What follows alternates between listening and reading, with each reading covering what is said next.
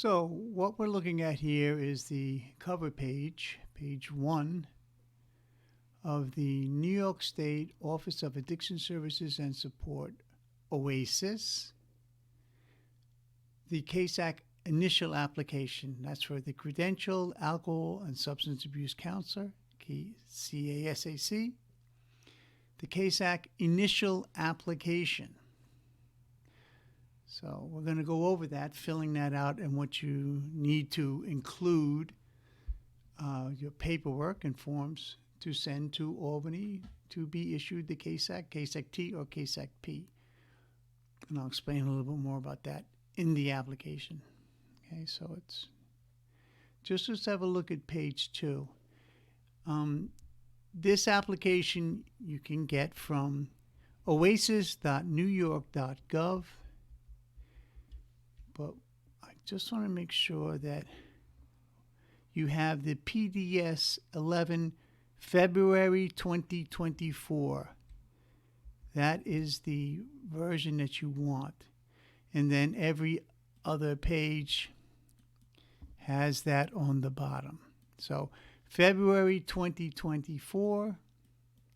And if you need to get that, you can get that from oasas.newyork.gov. Or if you do a Google search and put in OASAS CASAC application, it will take you to the page where you can download this PDF form. Okay, so let's get started.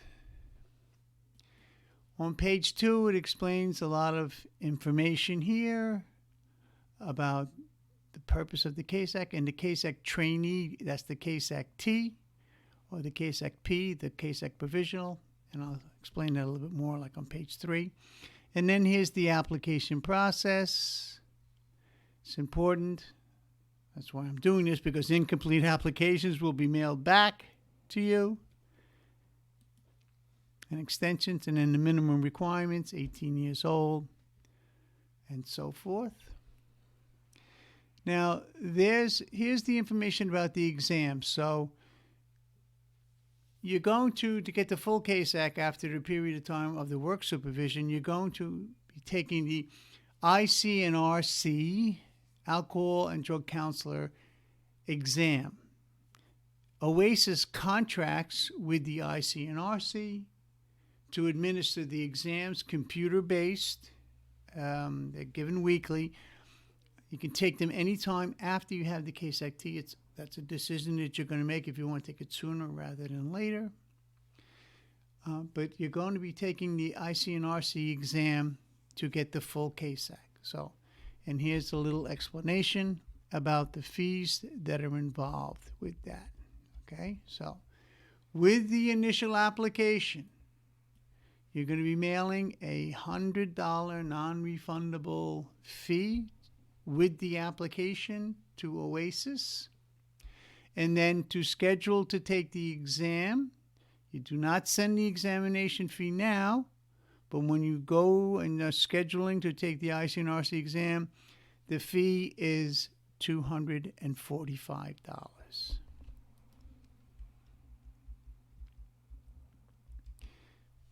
Okay, and then the CASAC requirements to submit this. Just have a closer look at that so you know where we're going to fill out, because we're only going to be looking at Part A right now. So the requirements to submit this application and get the CASAC T, CASAC P, is the $100 application fee, Part A application summary, the preferred name attestation, and the canon of ethical principles and misconduct form, the New York State Justice Code of Conduct. Those forms are included in this application, but then you're going to have to submit a copy of your diploma or transcript to verify you completed the highest grade of education you have completed, and a copy of your OASAS 350-hour standardized training certificate.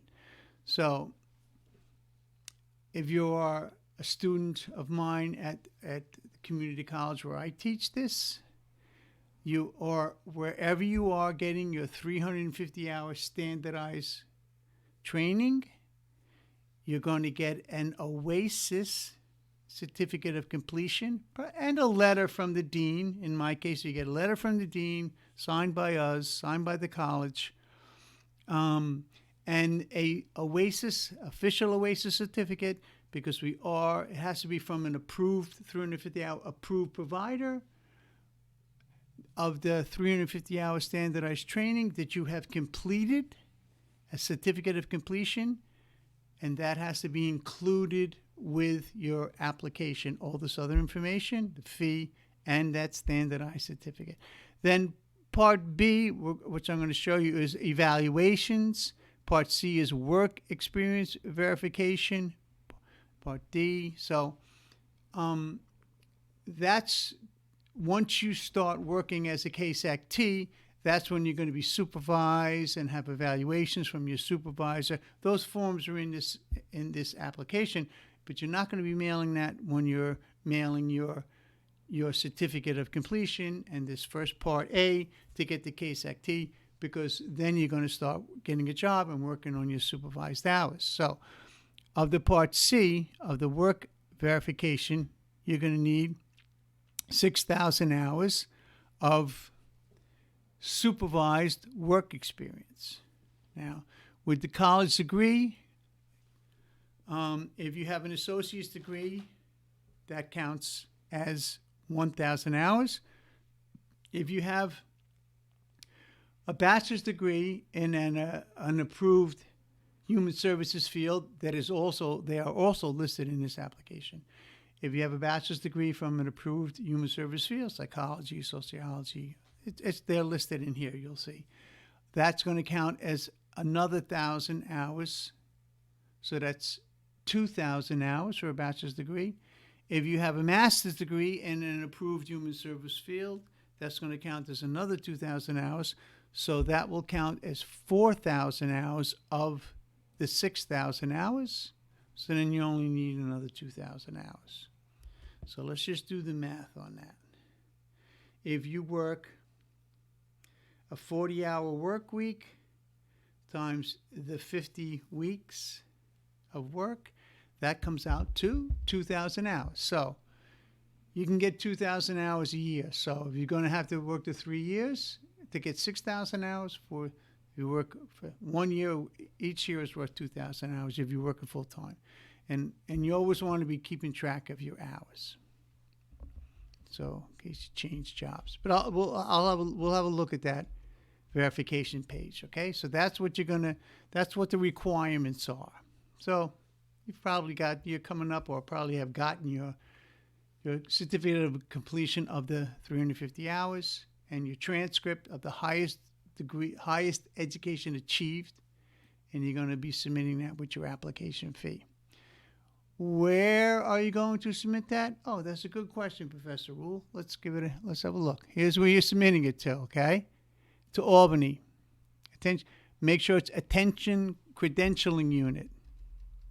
OASAS Attention Credentialing Unit, 1450 Western Avenue, Albany. Okay, that's where you're going to send your application. All right, let's moving forward. Here's an explanation of the difference between the CASAC T and the CASAC P. The CASAC T that you're going to check, this is the checklist which we just went over, with the minimum education, the 350 hours of standardized curriculum, and then this is the one-time requirements that everyone has to get for the initial application, and that's going to be explained in Part D. And if you're at a college or a 350-hour standardized curriculum, that only came out last year, that it must be included in the 350 hours. And then there's other education here. And then to be a CASAC P, that's for individuals who already have a bachelor's or master's degree in an approved human services field. That's for the CASAC P. So we're just looking at either one, but CASAC T. So you finished your hours, and you're submitting this application to get your CASAC T. Okay? There's more information here that you want to read through this application. It's 26 pages. You want to read through it. And then what we talk about now, the scope of practice for a CASAC, here's what you can, CASAC 2, CASAC 1, CASAC 2, CASAC Advanced, and CASAC Masters. So there's additional training that you have to take to be the masters, but it's really this clinical supervision training to be a clinical supervisor. So in order to be a clinical supervisor, you have to have a college degree, a bachelor's degree, and you have to take the supervised clinical supervision foundation 1 and 2, which is listed on the OASAS website. There we go. Then this is a verification of employment or intent to hire. So that's just for the CASAC. For the CASAC P, for CASAC provisional, if you have someone that's ready to hire you, if you have a bachelor's or master's degree and you're applying for your CASAC provisional, you want to show that you have someone who's ready to hire you. You just need the CASAC provisional qualification to go start working in a job, okay, within your scope of practice. Now, here's the part that you're going to be filling out, Part A. So you're filling out Part A. So you saw there Part A, B, C, D. This is Part A. This is the first page, page 7, that you're completing, printing it out. Can't type in this. You're going to print it out, and you're going to fill it out. Make sure it's readable and clear, printed clearly. Please print clearly. With your name, preferred name, they have that as part of SOGI terminology, sexual identity, sexual orientation, gender identity expression, SOGI. Preferred names. And then your social security number, mailing address, email address, some demographic information, more professional, educational information. This is all part of Part A. We're still in Part A here. Employment information and any affirmation and certification that you are filling out and answering. No blanks. There can be no blanks. Just like with documentation, no blanks. Okay? All Part A. We're still in Part A. And then you're going to sign. So wherever there's a signature, where it says applicant signature printed date, make sure you have signed it, because they will send it back to you. When I said that, they'll return incomplete applications will be completed. Have students, applicants sent in their application and not signed? There's a couple of places that you need to sign it. If you miss one of them, have people sent it in not signed? The answer is yes. Make sure you sign it in everywhere that you're required to sign it. So that's Part A.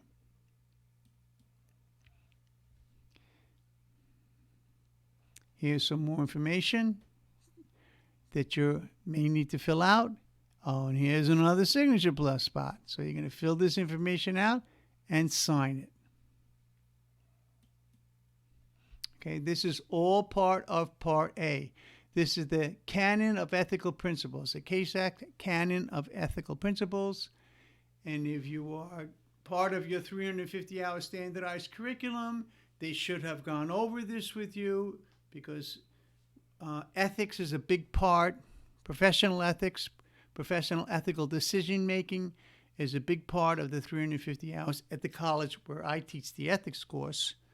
It's a big part. We go over this. Now, these little lines here, you have to initial each one.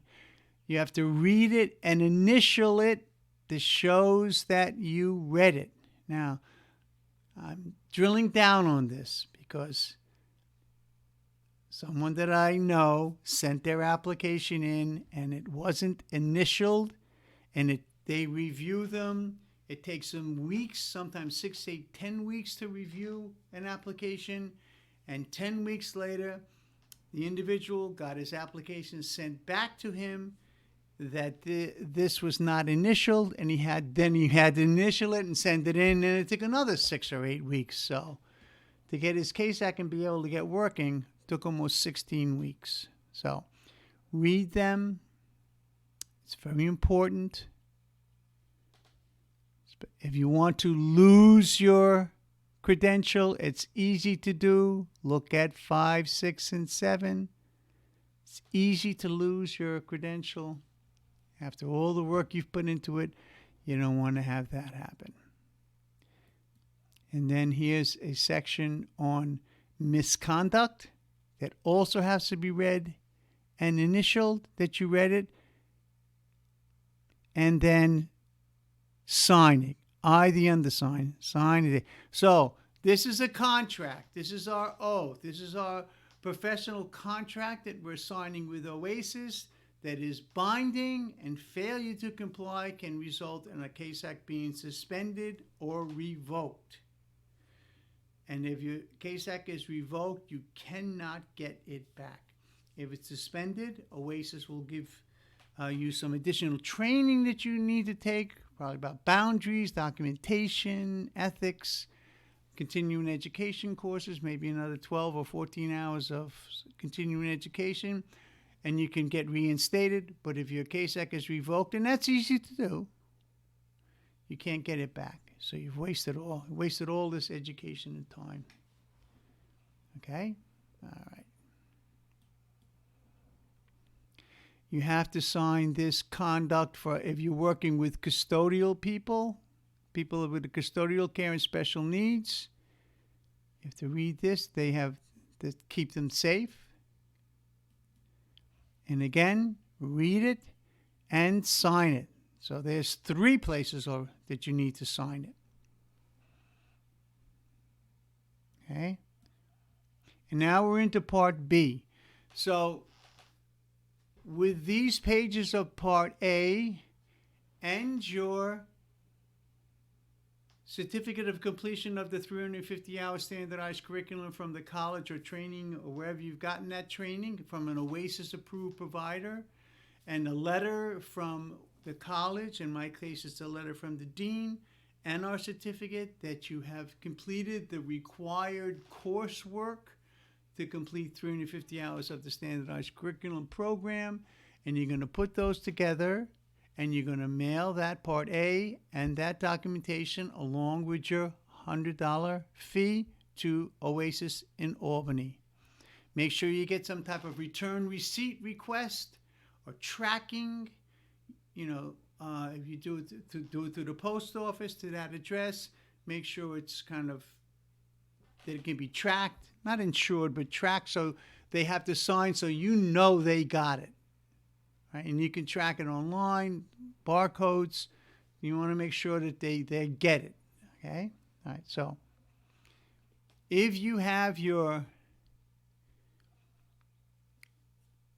working in the field, you've got your CASAC-T, and you're working on those supervised hours, that's when you're going to complete this other work here, these other pages to show that you've got supervised hours and ethical work, and that you're doing a great job. Okay, so these are the instructions for Part B for the evaluations, and then you're going to need 2 evaluations from supervisors of evaluation of competency and ethical conduct. So this is to be filled out by you and given to your supervisor to complete.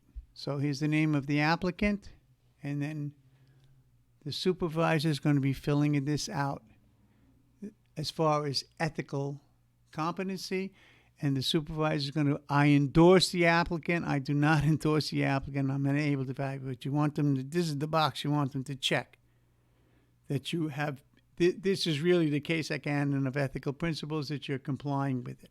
Okay? And this is part C. This is the work hours of those 300, 3,000, 2,000 hours, 6,000, 2,000, but it's a minimum of 2,000 hours of supervised work experience. These are the examples of the human services field to include if you have a bachelor's or master's degree.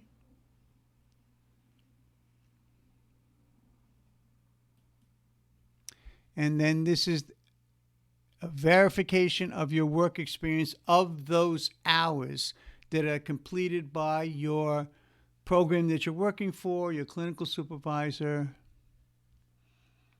executive director of the program, supervisor's name. So this page is to be completed by the authorized representative only. You're just giving them your name and signing it. So this is verifying the hours that you have worked. And here there's your supervisors filling this out, who they are and how they can support their decision. And that's who's going to do that. Now, I just want to make a point here. If you're working the 6,000 hours and that's going to take you 3 years, you may change jobs once or twice in that 3 years, maybe more. But each time you change your job, when you leave the job that you work, don't wait until you're ready to, you pass the IC&RC exam and you're ready to get your full CASAC to go back there and get that, then your former supervisor, who may also not be there anymore. So if you leave a job or a supervisor leaves a job, have them fill out this form before you leave or before they leave. Be tracking your hours.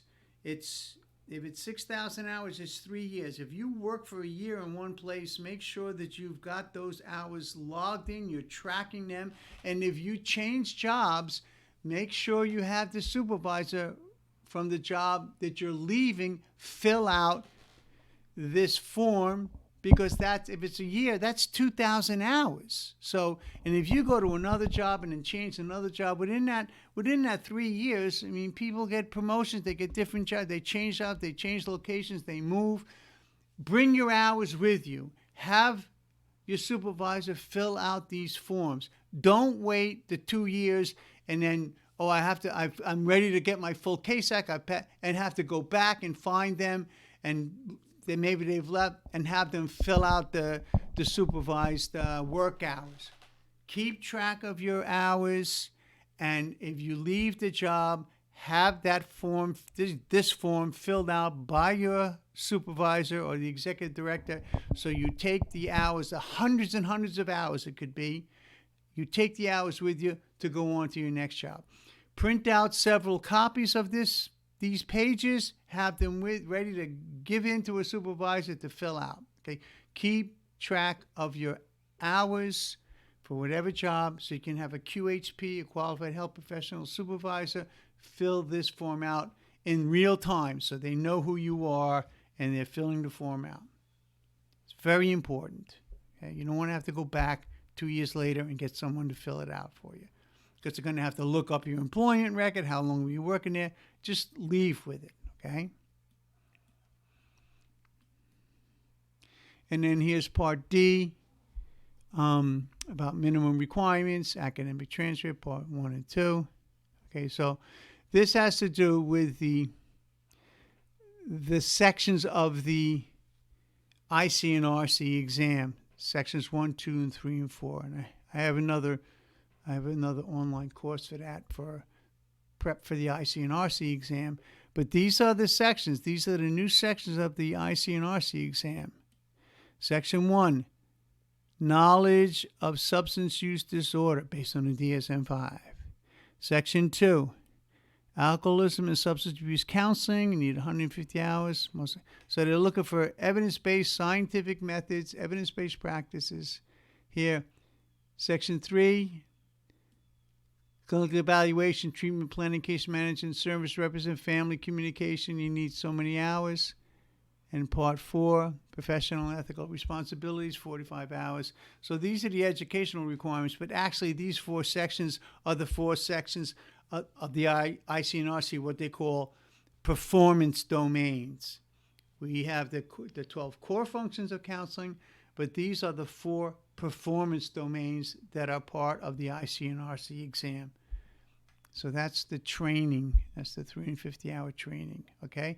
And then here is this is a one-time requirement. This came out like last year, 2023, or that these are the one-time requirements. These are required trainings for the CASAC initial application. The college where I teach, we've covered these topics, these actual trainings in the coursework. But if you're looking at this and you haven't got certificates or you haven't had these trainings, you want to click on these and take these trainings. We've covered cultural humility as part of our ethics course and actual ethics and cultural competence. But if you also, these are handy because I've taken all of them because you get a continuing education certificate that counts towards the renewal certification hours also. So it's good to have, okay? And I believe that is the last page of this CASAC application. So let's just get back there. All right, so you can get this at oasas.newyork.gov. My students already have it, a copy of it, because they've had access to it. But if you don't have a copy, it's at the OASAS website. And you want the PDS 11 from February 2024. And that's how you fill out the CASAC initial application. And put your certificates with it, the check, and send it to Albany and get your CASAC T. All right, so good luck with your counseling career. Okay.